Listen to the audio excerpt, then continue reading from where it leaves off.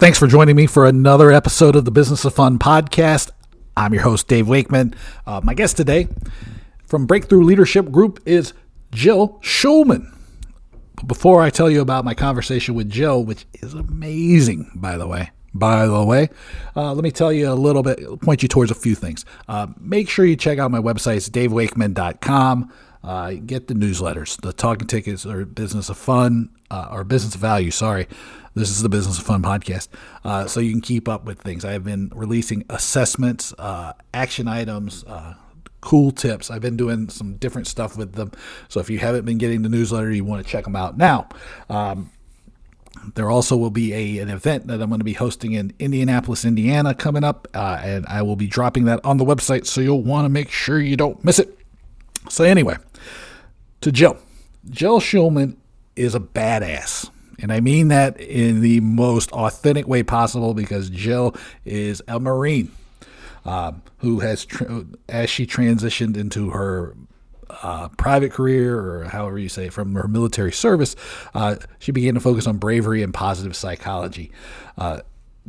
This was a conversation that I was really excited to have, because I feel like we can all use a little bit of bravery.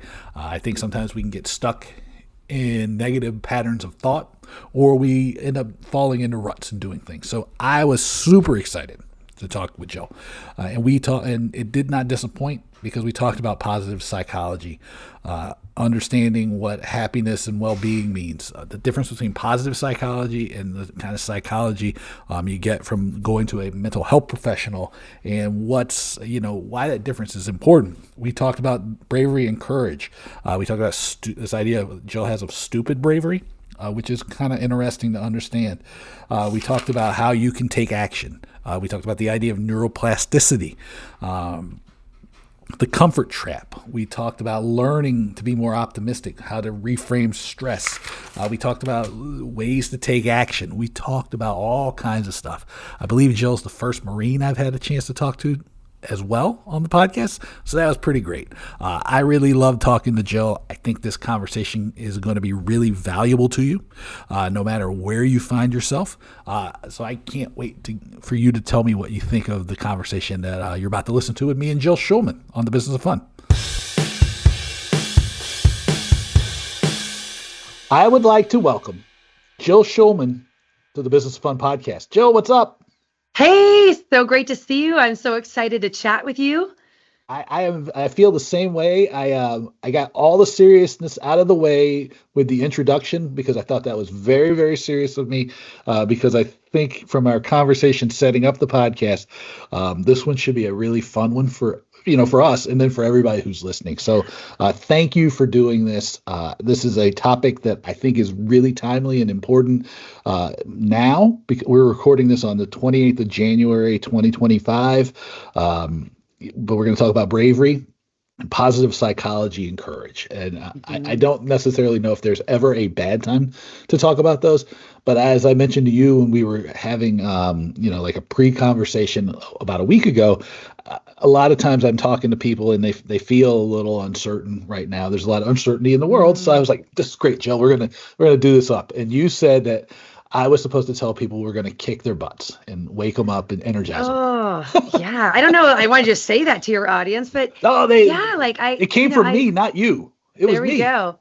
Yeah, but there's something like, I think people want to be challenged. Like, so here's the warning. If you keep listening, I'm going to challenge you, and I'm going to push you. And hopefully by the end of this, you're going to take some action on something that you really want, but fear has been holding you back. So yeah, I mean, this is the United States Marine in me. I kind of tend to be like, bring it, come on, yes. Right? So, and I only do that because I know that when people take a step into their fear, it ends up being something that's transformational. It ends up being something that makes them happier and more successful. So I have pure intent behind my desire to kick butts and to challenge people. Well, I thought the kick butt thing worked with you being a Marine. So, yeah. But let's talk about first the idea of positive psychology, because it's something I'm familiar with. I think the term floats around for people. but I wonder if everybody has a working definition or a real understanding of Yeah. what it means. And a lot of times, if we're using these terms, it can be used, maybe I don't want to say interchangeably, but kind of loosely, and that can skew the interpretation. I like to have a definition at the start, so that Yeah. we're using a common language when we're having this Right. conversation, and so when people hear it, they know where we're coming from. So Yeah. when you talk about positive psychology, what are you talking about? I think the easiest way to define it is just it's the science of elevating happiness and well-being. That's really what positive psychology is. But I want to differentiate it from psychology. Like there's positive psychology and there's psychology. What is the difference there? So the easiest way to help people understand positive psychology is I want everyone to think of a spectrum from -10 up to +10. -10 would be people who are really not happy. Their well-being is very low. So I'm talking about people who are clinically depressed, anxious, maybe schizophrenic, like people who are below Yeah. zero. Zero Hmm. is kind of like the midpoint, right? And then 10 being the people that have the highest levels of life satisfaction, well-being, and happiness. So what positive psychology is helping people who are at midline, maybe at 0, maybe at 1, maybe at 5. And it's the study of how do you elevate people's happiness and well-being. And it's all based on empirical research. So this is not just me being a motivational speaker going like, oh, do these things, it's going to make you happier. These are the things that have been rigorously studied that we know that what are the things that you can do that will elevate your life satisfaction. So positive psychology stays on the positive side of that spectrum. Hmm. Most psychologists spend their time helping people who are below that midline, people who aren't at the neutral or better. And I mean, and thank goodness for all of our mental health professionals that are helping people who are anxious, depressed, and really are not well. So that is not what positive psychology does. We don't do really anything below 0. That's where clinical psychologists, mental health professionals that are licensed, they help people get, up to 0. But isn't it sad that we would just as an entire psychology community that our whole goal would be like, hey, if someone is below 0, let's just try to get them to 0 and we're just going to stop there, right? Yeah. So positive psychology is helping people to get as high as possible. And it really all started with Dr. Marty Seligman 25 years ago, was the president of, the American Psychological Yeah. Association. And he's the one who challenged it and said, we need to put more focus over here on the right-hand side of the spectrum. Yeah. Hmm. Well, I think number one, right? It's so, how do I want to put it? And you tell me if I've got it right. It's too much emphasis and too much thinking, and not by professionals, but by just average person. It goes into probably they think of all of these things as just getting to that 0 point, like, and Hmm. it seems very limiting that, like, that kind of like -1 to 0 to 1 is like all you have, and Yeah, that it was seems to kind be of like so sad. much of the Mhm. conversation is about that. And so when you talk about positive psychology, Marty Seligman, come on. I still track all my steps, and I'm always trying to get 15,000 steps a day just because of him, because he You said remember? that it was like 5 million, or maybe it's 13,700 will get you 5 million in a year. And he did that in the book. And I was like, oh, I'm going to do that. And every year I'm going, God damn him. Yeah, darn But it, I didn't quite. yeah, But the I'm fact that like, you're striving for it means you get a I'm lot more always steps than if striving you. for it. Yeah. Yes. And it's so this year's challenge was to get 10,000 steps every day, no matter what. That's a different challenge. I figured I'd see what would happen with that. But what I like about positive psychology is it doesn't come it comes from a foundation of how can we make you happier, right? How can we improve what is already working for you, but make things a Yeah. little bit better?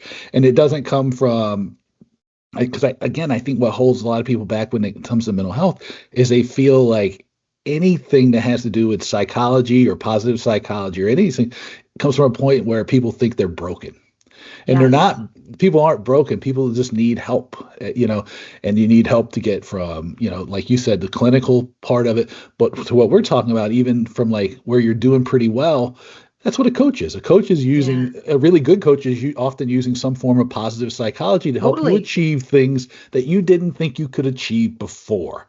Yeah. But is that Yeah. but am I off when I say that? No, you're totally you're spot on. And I love what you said about I think sometimes the frame Hmm. or how it's teed up turns people off. So sometimes when you call it like mental health, Yeah.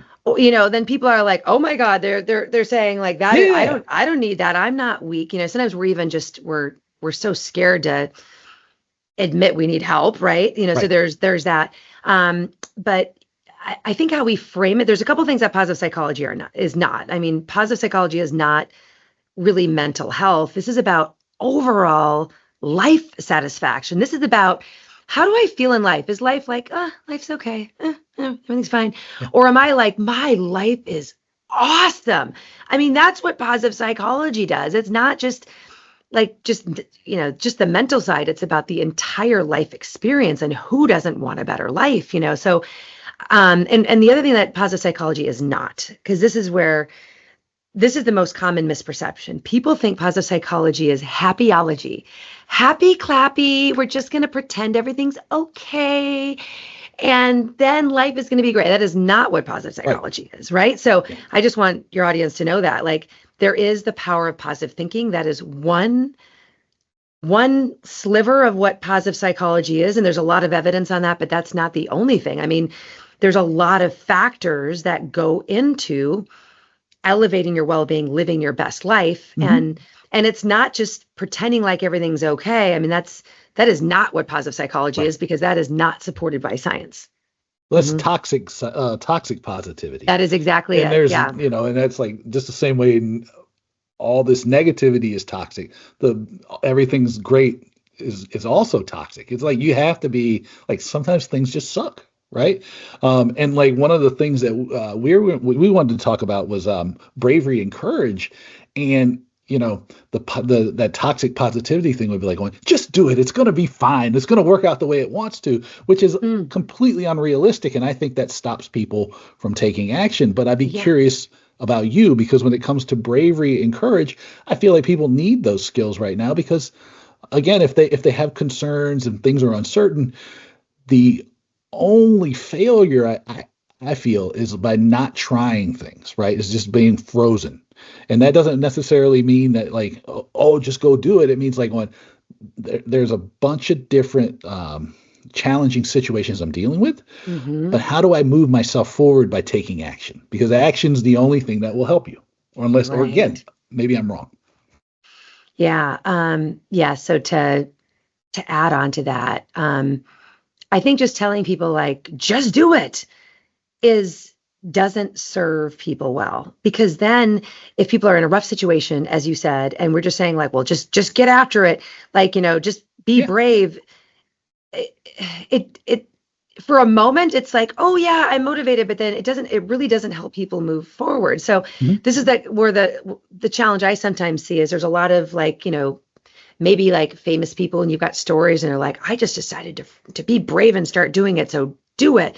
And when we have to look in and study, human behavior and what makes them hesitate from Mhm. taking the action. And that's what my whole message is about, and my book is about, is teaching people what we know is the evidence-based tools that they can use to be able to start taking the step, other than just say like, do it, and if you don't do it, then you're a coward, right? Well, thank you, that I Yeah. appreciate you trying to help me out there, but that's sometimes not enough.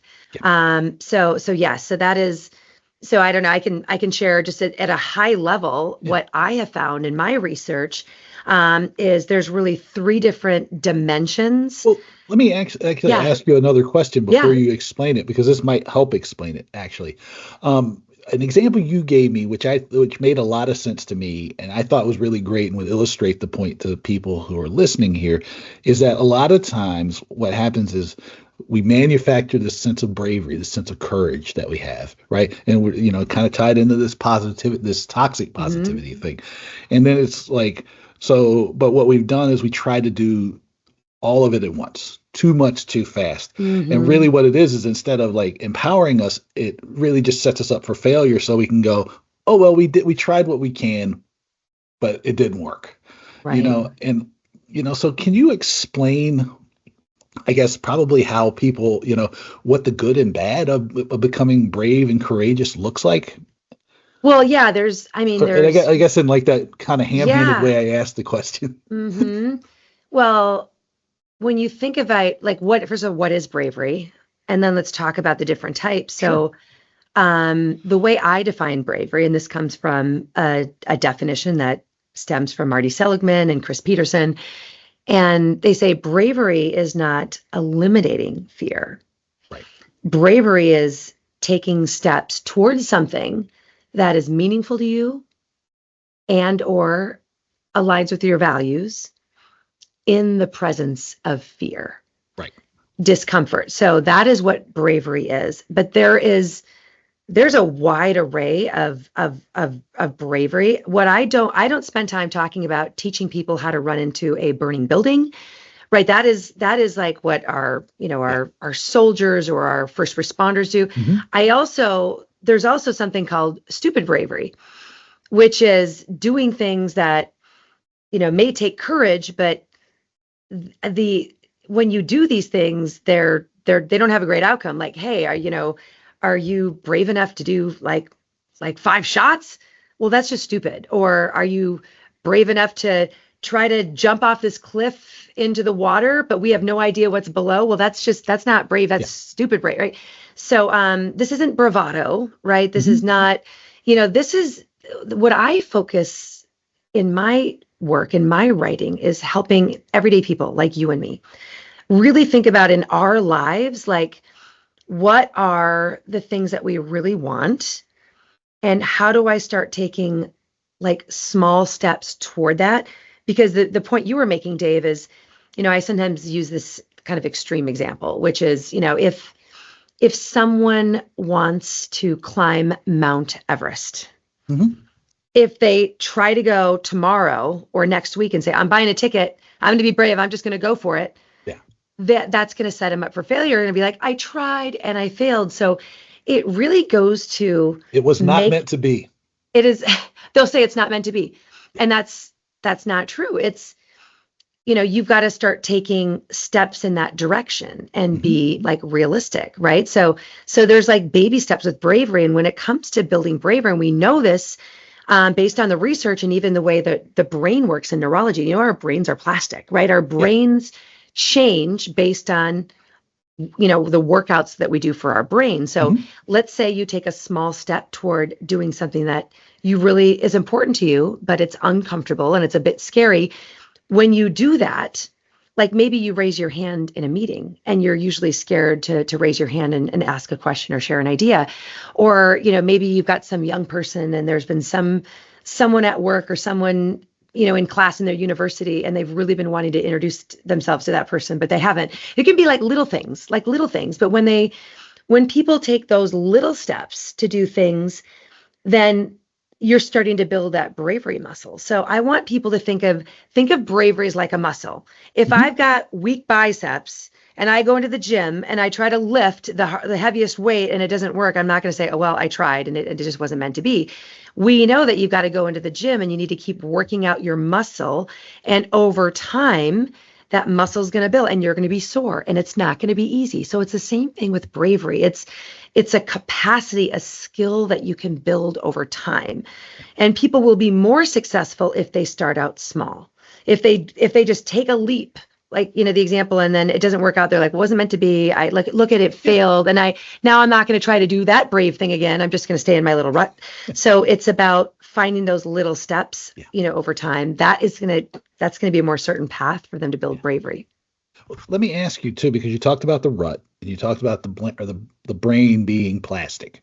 Mm-hmm. And I believe, if I'm not mistaken, that the scientific term, because people probably have heard this, is neuroplasticity, right, of the Mm-hmm. brain. And I think people maybe misunderstand this because, you hear that old wives' tale, that saying of you can't teach an old dog new tricks. And you just told us that that's not true. And I Bull think, crap. yeah, Bull crap. you can say Yes, bullshit. exactly. It's That's not fine. true. You can say it. I don't care.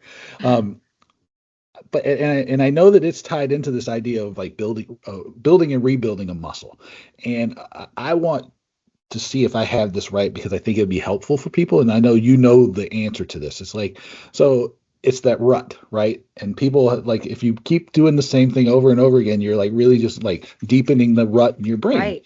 And Hmm. so now this is where my question is. So when you take these small actions, it's like the first time it will be hard, it will hurt, but you have to Hmm. keep continuing to do it because you're really Trying to rewiring your develop a brain. new rut. Yeah. Yes. Okay. How do you develop a And new how, rut? and so what does that look like? Because I know there's Mm. like science behind like habit formation and habit change and developing these new skills. And I know, like you just said, I can build my bravery muscle. So what does that look like? Because if I want to change and So do something.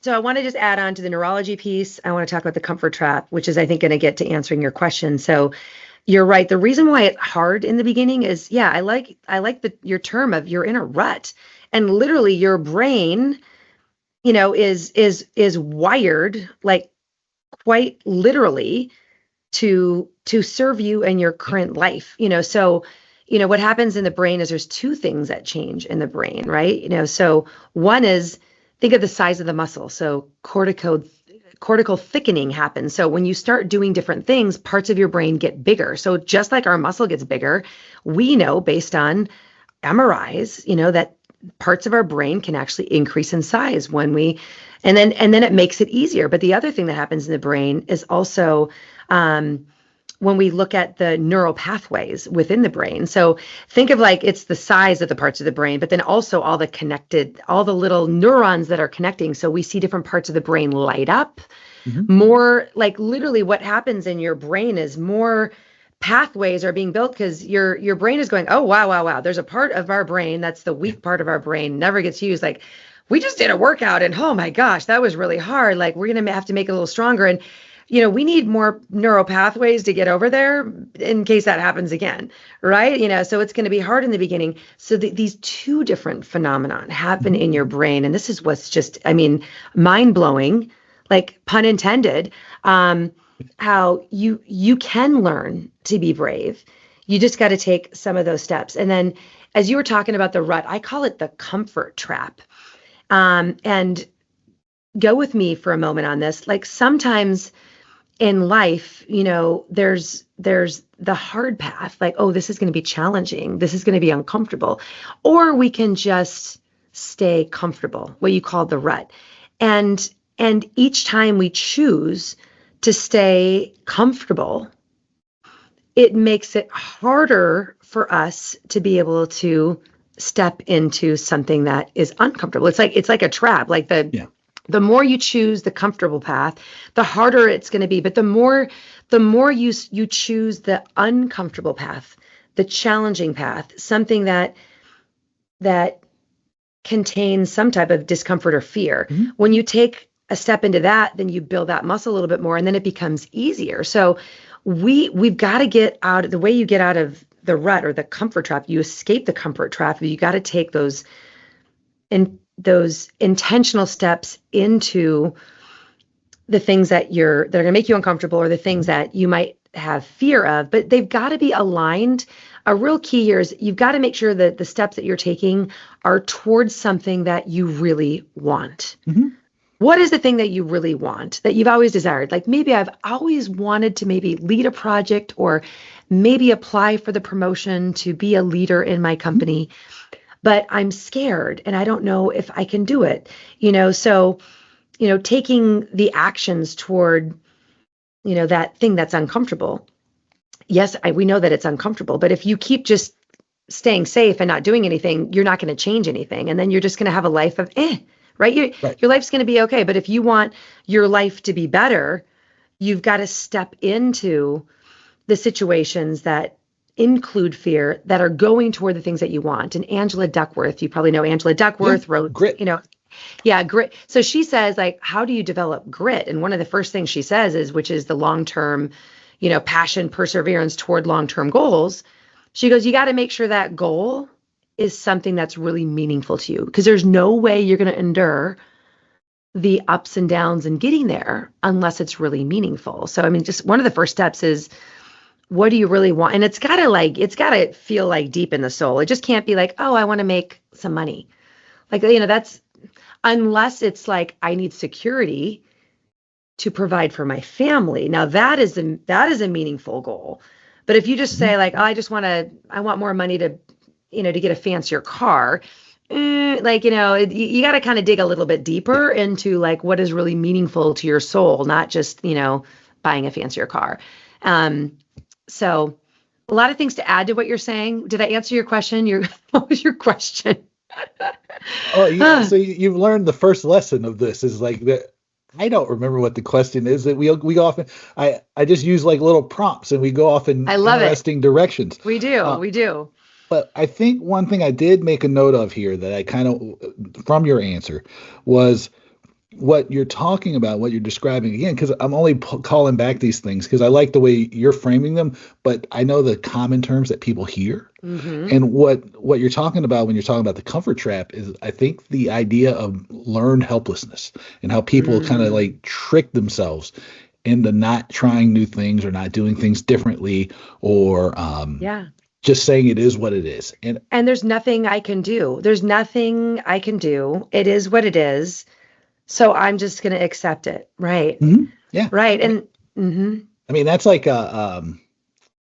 like I shared a story with you about like a friend of mine that went to like some arts conferences, and the example was there's so many people who are just down and depressed, and I feel like it's not unique to the arts, but that's just like the sort of environment we live in right now, which is that Mhm. people have they almost have given they feel kind of hopeless because everything is it is what it Mm. is, and there's like so much of an ingrained Ah, aspect of our lives right now that feel yes. that people want you to believe that it is what it is. It's a Yeah. silly example, but I think it illustrates the point. um, I live in a cul-de-sac here in Washington, D.C. It snowed. The snow is still like 3 weeks ago. The snow's still on the ground because it has been cold. Wow. Jill, I'm coming to visit you and your family. It's Southern good. California, it's Yeah, beautiful out. exactly. Uh, but so like everybody's been frustrated for years about the city like not meeting its responsibility. So I got really on our council member. I was like going, listen, if I can't get you to fill a pothole and I can't get you to pick up my garbage and I can't get you to plow my driveway in the snow, what exactly are my taxes doing to help me? And I really went after them, but then they took action and they fixed stuff. And so my neighbor was like, "Oh my God, oh my God, oh my God," and I was like, "How can you talk to your council member like that?" And I go, "I elected him. He's doing a job. Mm, If he's not doing a job, then I need to be like, what in the world are you doing? Because I need to get somebody who will do the job. It's not I'm powerless. It's that I need to assert my power. And I feel right. like this is where people are struggling. They like don't understand. Like that's not the way they go into life, into the day. Yeah, like let's It's be in like, the driver's seat of your yeah, life. Don't just be a passenger and go like, I don't know where the car is going. I have no control, but take the wheel of your life. Yeah. And you're making me think of so many different things here, but I think of like the victim versus the hero mentality, right? I mean, really everything I'm teaching, I call it the be brave self leadership model when I go into companies, right? Because in right. companies, they're like bravery. What does that have to do with business? I'm like, this is about self leadership. This It's is about you everything you deciding do. it's self leadership. Like, Yeah. do you want to be in control of your life and your impact in life, or do you want to just sit there and just let life happen? So this is about taking taking action, just taking the wheel. And as you talked about like pessimism, and optimism or helplessness, right, versus learned optimism. Let's say something bad happens, because I think we started the conversation like when bad things happen, people are like it is what it is. Yeah. So let's kind of apply positive psychology there, Yeah. right? So let's say something bad happens, a big challenge happens at Sure. work or adversity strikes at home. Hmm. So one response could be like, this is going to ruin everything. There's nothing we can do. And It and is it's what it and it's all is. my fault. Well, that mindset is going to cause you to do what? Sit in the Shut down. corner, have a pity party, and nothing is going to change. But what learned optimism is about, and that's a book by Marty Seligman as well. I mean, I studied under him, right? I I'm definitely influenced by his research. But learned optimism is about saying, okay, it's not about Pollyanna, like everything's going to be okay. That is not what it is. It's about realism, about what is the real challenge that we're facing. And then having some optimism that I believe that we can take action, or I can take action in order to be able to make things better. Now, just imagine this. If there's a sliver of optimism that I think we can make things better, I think there's actions I can take to improve my situation. Maybe I got laid off from work, right? Like if you sit at home and have a pity party, that's not going to help you get reemployed somewhere. But if you have a sliver of hope and say, you know what, I believe there's actions that I can take that can solve this challenge. This is so critical because your mindset impacts your actions. And that's what Marty talks about. Is like, you have to move from this learned helplessness to a learned optimism, because helplessness just causes you to like not make your life any better. And if you develop that optimism saying like, this is temporary, not forever, Right. It doesn't ruin everything. That it's more like local, and there's things I can do. Then that belief, that sliver of hope, makes you start taking steps moving forward. And David, your example is perfect. Like at home, you've got all these different problems, and you're like, like, am I just gonna like not do anything? Or no, there's things I can do. I can go talk to my local political leaders. I can really advocate. I can ask them to come out. I can demand for them to come out, and you decided to take action. Yeah. So mindset, like it's just, so we should be, when, here, I got some bad news for your listeners, and I got some good news. The bad news is stress is not going to go away. Right. Adversity and challenges are not going to go away. It is never going to go away. And that's why I think some people hope, like, we just hope that, like, we're just going to hope that everything goes perfectly and there's not going to be any stress and challenges. That is just unrealistic. There's always going to be stress and challenges. But what we can do is, here's the good news. The good news is we can develop the skills to be able to take the best action in order to overcome the challenges. And that's what I call self-leadership, right? Be a self-leader. Decide that you're going to do everything in your power to overcome the challenges. And that is what is going to lead to higher levels of success and well-being. So just around adversity and challenges there, it's mindset is so important. Yeah. Well, let me ask you too, because you say stress is not going to go away, which bad news. Stress is not. No, it's not going to go away. Worse news. It's the stress is probably only going to get a little bit greater because, it's the uncertainty, right? You have to go through it to get to the other side of it. So if you're uncertain now, it's not going to get less stress. There's no magic wand. You're just going to have to go through it. So that probably means there's going to be more stress. I think too, though, the struggle I see with people is that they think of stress as only a negative thing, right? And I'm curious about how you approach the negative stress, which we call stress. And then I don't know if I know there's a word for positive stress, but we'll just call it positive stress until you give me the word. Yeah. And there, how we can look at that, because I think this is like a thing people need to reframe, right? Because positive stress to me, right, is negative stress is like I kind of have the pity party, but the positive stress is like going, all right, this sucks, but this is what I'm going to do. 1, 2, 3. Or if I'm going to go, like I'm going to go for a run after we're done talking about this, right? That's positive stress because I'm improving, my cardio fitness and, all of my mental health and everything that's positive, and I want to help people reframe it so that they don't just look at stress as the negative side, understand there's a positive side to it as well. Right. Oh my gosh, you hit a nerve with me because I'm so passionate about stress and how we can reframe stress. To be scientifically accurate, there, chronic stress can have a negative impact on our health, right?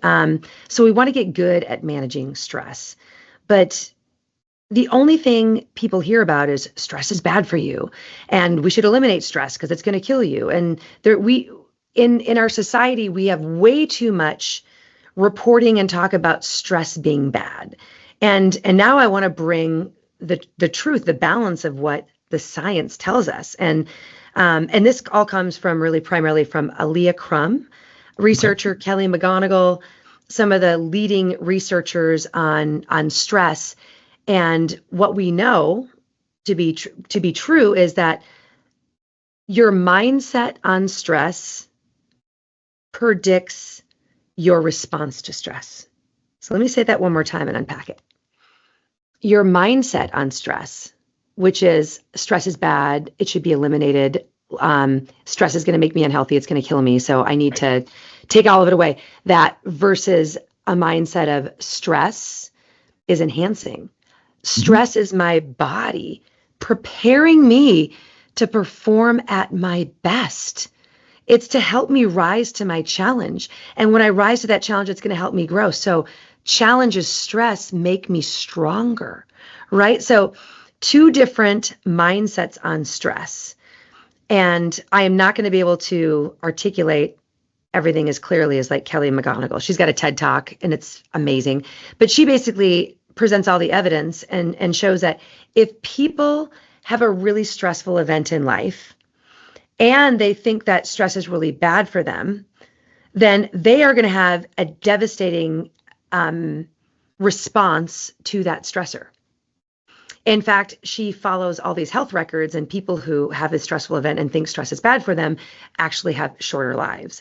But when she looked at the research, people that have a viewpoint of stress being something that makes us stronger, stress is not a bad thing, stress is our friend, and then a major stressor happens to them in life, they don't just survive, they live longer than anyone else. So what Kelly McGonigal is on a mission to do, and I want to help amplify her message, is our mindset on stress is predictive of our response to stress, and not just our ability to overcome it, but our health response. She like literally looks at our health outcomes. Like, you know, people who think stress is bad for them and experience stress, they have their blood pressure goes up, that they have cardiovascular, like imagine they do that for 30 years and then they'll end up having a heart attack after 30 years of thinking stress is bad. But people who think stress is something that makes them stronger, 30 years of stress, the lumen of their vasculature stays relaxed, and then they don't have and they're going to live longer. So, you know, I want to give one practical example, because like whenever I hear this stuff, I'm in the real world and I'm in the business world, and I'm like, oh, come on now, really? So there was a study that was done by Aaliyah Crum, Sean Aker, and other researchers. I think Kelly McGonigal was involved in that study as well. And they went into a company, a company that there's high stress, and it was UBS, that finance company. Yep. And we can have a link to the study in the show notes, because I'm probably not going to get everything perfectly accurately, but they took a bunch of leaders, a ton of leaders. I think it was 400 leaders. Half of the leaders, they came in the morning at work, and they had them watch a 3-minute video saying, stress is horrible. You need to eliminate stress. It's going to kill you. Like the key to your success and happiness is to eliminate stress. Make sure you eliminate. The other 200 leaders had a 3-minute video saying stress is enhancing. Stress is what's going to help you grow and develop. Stress literally on your muscles makes your muscles stronger. Stress on us cognitively makes our brain stronger. Stress can, is good for you. And of course, everyone, when you set up an empirical study, like no one knows who the placebo arm is, right? So everyone's like, we all watch the same 3-minute video. And then they followed these individuals and they looked at their performance and they looked at their job satisfaction. They even looked at their health outcomes. So there was a statistical significance in the performance of the people that had the stress as enhancing video. 3-minute video. I don't know. They watched it like 3 times a week for like a month. I don't know. Like their performance was better, but not only that, they were happier in their stressful job. Right. And they looked at health outcomes. I believe they looked at blood sugar response and then blood pressure, statistical significance in terms of the differences in blood pressure from just telling people stress is bad for you, good for you. And here's the interesting thing about the study. Both videos were evidence-based. There's a lot of studies out there telling you that stress is bad for you, but there's a lot of studies out there that stress is enhancing. Yeah. So like, what channel are you going to tune into? Yeah. Oh, no, this completely makes sense to me, because I was thinking about a couple of things that have happened to me over the years. And I think the easiest illustration, which again, practical thing, because I think this is easy for people to frame, is that you think about like if you were a bartender or a server in a restaurant or a bar, Mm-hmm. and the stress that you would feel if you're on a busy night would be good stress, because wouldn't it be so much more stressful if you worked at a restaurant that was dead and they had no people? And when I was doing Yeah. like nightclubs and stuff, the partners in the club I was a partner in, or like managers when I did other things, they would always be like, "You handle the stress so well," and I would be like, "Going, well, the stress is what you're here for." Right? Because if there's nobody here for you to help or serve, then there's no need for you to be here, period. And that would seem to be a lot more stressful. And they were just like, True. how do you, like, how have you come about, like, where did that come from? And I was just like, well, that just seems like the real way that you have to approach this. And I think that, like, if I you love think about that. it like this, it's like, because this comes back to the next question I want to ask you, which is about people who they're in these organizations that are kind of stuck, and they want to, or they're in their roles and they want to, and they're stuck, and they feel like maybe they've lost their brave muscle, or they lost their Mm-hmm. ability to act bravely. How they can reclaim that? How can they Mm, generate those first steps to create courage and bravery for themselves? Because I think yeah. it's just reframing it, and like I did there Yeah. with at the bars and nightclubs, like going, the stress of being busy is a good Yeah. stress, and the Good. stress That of is good like being stress. stuck, or like having a dead bar or nightclub, that's a different kind of stress, and that's not Totally the kind different. I want. Yeah. I want to add on to that, and then I'm going to get to Sure, like the go right practical steps they ahead. can have. So I love that. So sometimes we have to say, like, we are so fortunate to be experiencing the stress because of how busy our lives are, our business. So I love that you said that. And there's reactive stress. So resilience is about how well we respond to life stressors, right? Sometimes bad things happen to us, and we want to do a great job of handling that stress so that we can overcome it. But I spend more time in the space of instead of just reacting to bad things. Like I want people to seek stress. And this is where I'm gonna start challenging your people, right? Remember, I told you I was gonna tell them, I was gonna challenge them. I want you to seek stress in a way of meaningful challenges that are going to cause you to grow and develop to get closer to what you really want, right? And so look at, instead of like seeing something that stresses you out, or that you are fearful of doing, or you know anything in that realm, instead of looking at that stress or that fear as a sign to go the other way, because sometimes we run in the opposite direction of fear. Instead, I want that to be a sign that you should be going toward it. So I Yeah. want your audience to start seeking the good stress, like the good stress of the challenge, the helping you. This is really about helping you become more than you are today, of growing, developing, Yeah. moving toward what you really want. So now, our fear response as human beings, if we look at evolutionary psychology, like, when there is a saber-toothed tiger and we feel fear and we run the other way, like that is good stress. Like there's going to be things like, should I walk down that dark alley in the middle of the night, right? Or like that's a good stress response, fear, and walk away from it. But Mhm.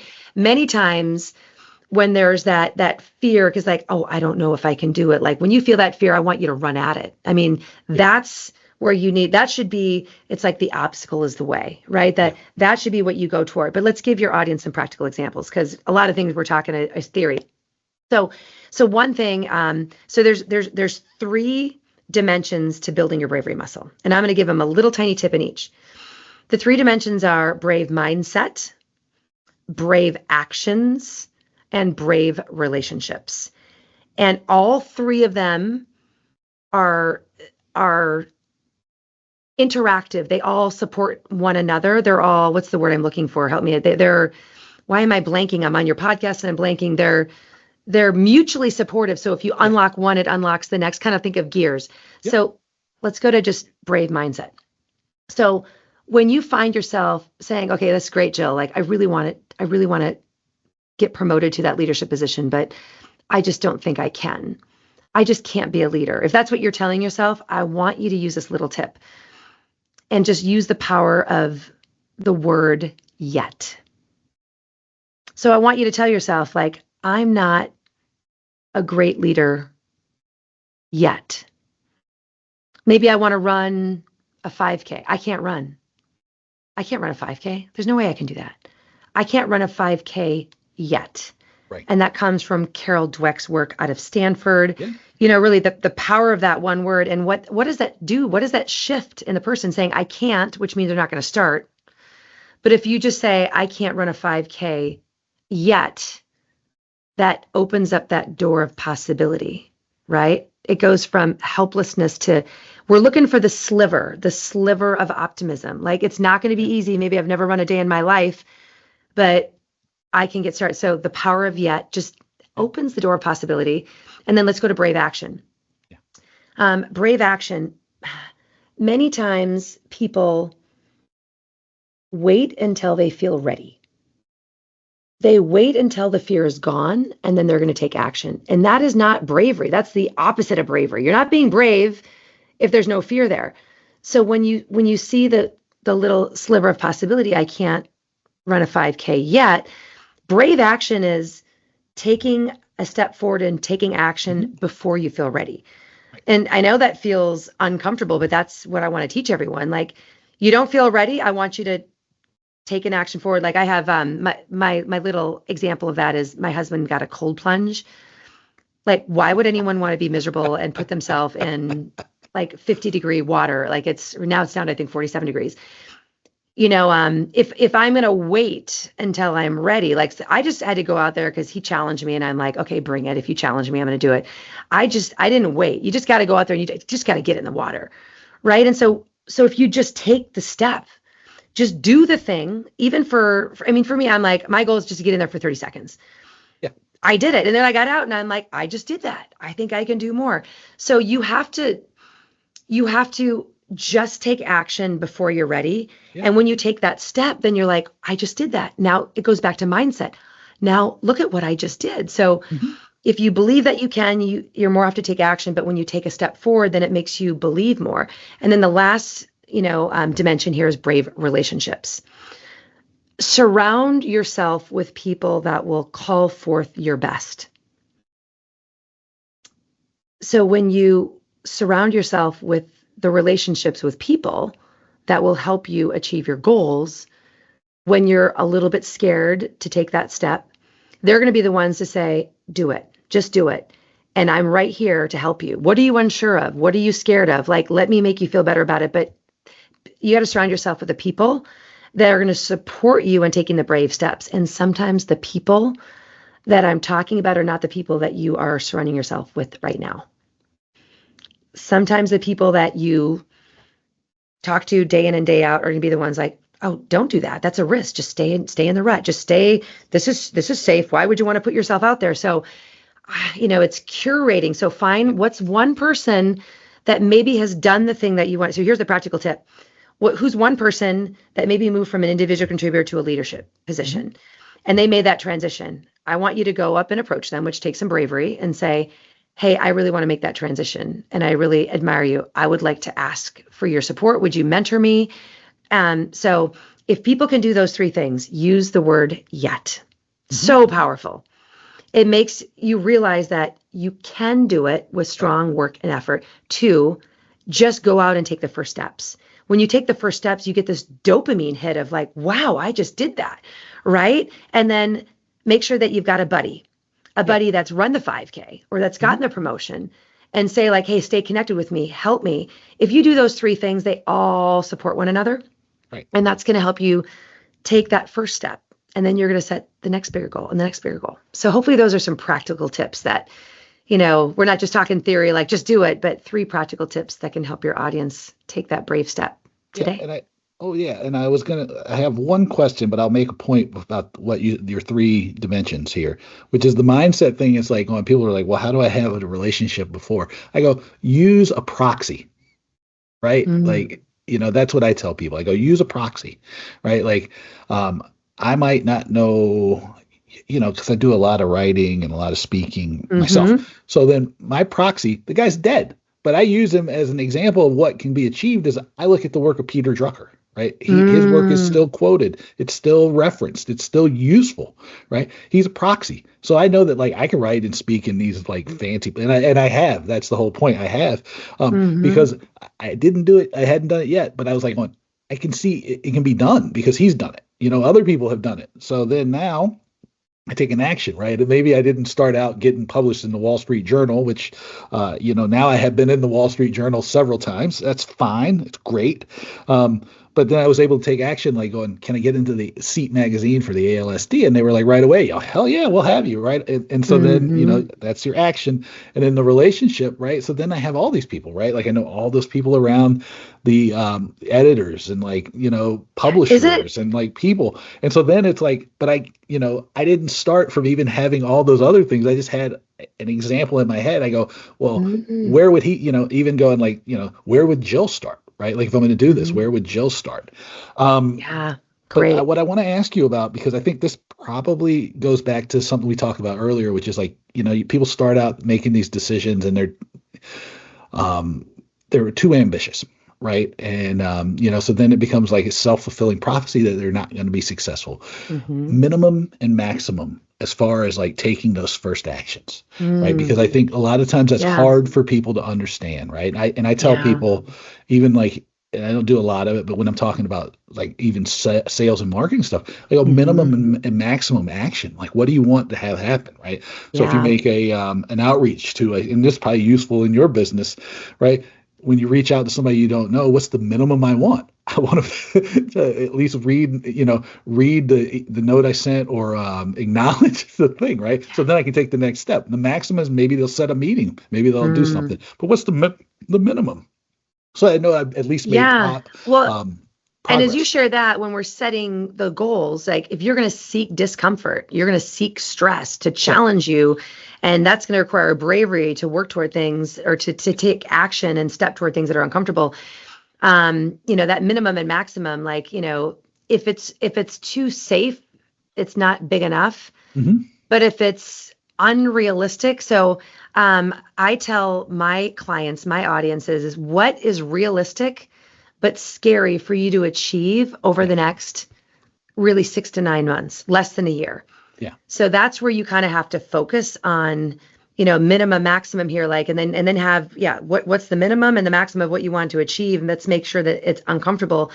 But when you're seeking out the goals that you want to achieve, if it's too easy, then you're not going to get the benefit because there's so many psychological benefits of when you step into these challenging goals and make progress on them. So if you make it too easy, then you're not going to have as much benefit. If you make it too too ambitious where you're setting yourself up for failure, then that isn't going to serve you well. So you got to find that middle zone, and everyone's different. Like for me, like if you said, Jill, like we have an opportunity for you to get on the stage in front of 5,000 people, like I'd be like, whew, that is scary. I've only spoken in front of like 1,000 to 2,000 people before. I think my biggest was like maybe 1,500.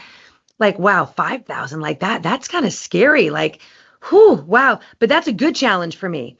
Right now, if someone has never spoken in front of 5 people before, that would Yeah. not be so. Everyone's got their own little curve. So you got to Yeah. know, but then think of it like riding a wave. I live in Southern California. So I mean, I can't end a podcast without talking about waves, right? So there literally is this it's called the curve, but it kind of looks like a wave. You got to figure out what's the top of your wave that's going to help you really be riding high, right? Not too easy. You don't want to crash on the other side of the wave because it gets dangerous if you crash. But then that wave just kind of takes you forward and it kind of gets bigger over time. So my challenge in front of an audience is different than someone that is just starting Yeah. Toastmasters. So find that middle ground, believe that you can do it, power of yet. Take action immediately. Every single day, you have to tell yourself, you got to make a promise to yourself. What is the most important action I can take today that is going to move me toward that goal? And you've got to get it done first thing in the morning. Make that commitment to yourself. If you do that, you are going to be on fire for everything else you do the rest of the day, and then leverage those relationships. So that's kind of my All right. So, Joe, let's plug some stuff now. All right. So, okay. how can people find you Ah, on all the right. Well, internet? the easiest way to I've find got me is it. No, I've got it written down here too, so I'm going to plug as well. But you go ahead. You tell everybody where to find you. All right. Well, I'm all over social media, but go to my website, jillschulman.com, JILLSCHULMAN.com. On there, you can sign up for my newsletter if you want, practical tips that I send out. Sometimes I do video messages on my newsletter. Or we also have a brand new assessment you can take, a bravery assessment, and then you'll get some tips with that. So go to my website, it's the best way. But also I'm on LinkedIn, Instagram, YouTube, like all that kind of stuff. So just follow me. I'm curious about this assessment before I let you go. What's on the assessment? How brave am I? Yeah. You know what, Dave? I'm going to send it to you first. So you're going to be the first one to take it. It really gives you a measure of what is your mindset? Mm-hmm. What is your brave action? What is your brave relationship? So it'll actually give you a score to go, you know what? Maybe I have a really strong, brave mindset. I believe I can do anything, but then I don't do crap. I don't take action. So sometimes people are strong in mindset, but then they don't take the action. So it's just going to give you an assessment along those 3 dimensions and then give you some customized tips on what you can do to strengthen the area that you're lowest in. I would encourage everybody to get that. And I will put a link to your website in the show notes, along with, if we have it, the link to that study that you talked about. Yep, I'll send that over to you. Oh, yeah. I think this is positive psychology, developing a little bit of courage, a little bit of bravery. I think it'll go a long way to helping people. And I know that, I guess, like, I leave people with a little bit of like a little hug after we gave them a little bit of scared them a little bit, but that's fine. Is that I know that it's hard. I know that, like, change is difficult, right? And I think I told you, right, I grew up where I was the first person in my family that always had indoor plumbing because I grew up in rural Georgia. If I didn't have a little bit of bravery and courage, then I would have never probably left Northeast Georgia, and I'd probably still be like farming and do or whatever the hell you would do if you were in Northwest Georgia. Yeah. I know it's hard, but you have to do it anyway. And I have belief in anybody who's listening to this that you might not do everything at once, but if you take an action every day or 2 actions every day, they'll progressively get more difficult, more challenging, but they will seem less challenging and less difficult. And I know you can do it because you have Jill, this conversation I had with Jill to help guide you, and we'll get you her bravery assessment so I can tell how brave you are. But Jill, thank you so much for doing this. Thank you so much for having me. All right. Take care. Have a great one. And I can't wait to chat again. Thanks, Dave. Let me know what you thought of my conversation with Jill by sending me an email at my name, dave@davewakeman.com. Do check out her website, breakthroughleadership.com. Make sure you visit my website. It's davewakeman.com and sign up for my newsletters, talking tickets, business value. There's a little pop-up that'll come up for you. And make sure you keep an eye on the website because of the event in Indianapolis that I am working to finalize, and hopefully it'll even be finalized by the time you get to this. As always, do me a favor. You're an hour into this thing. Share it, rate it, and review the podcast. Like, wherever you listen, give me a rating, review the thing. It helps me get great guests, continue to deliver great conversations, and it makes the Business of Fun podcast go round and round and round. As always, too, it's like, don't go through this period alone. If you want to just chat, let me know, say hi, do whatever. You can send me a note, dave@davewakeman.com. I'm happy to talk with the people who listen to the podcast, connect with people, help people through what's a stressful time for a lot of people, right? A lot of uncertainty in the world. As always, I want to thank you for being here. And until next time, I'll talk to you soon. Take it easy.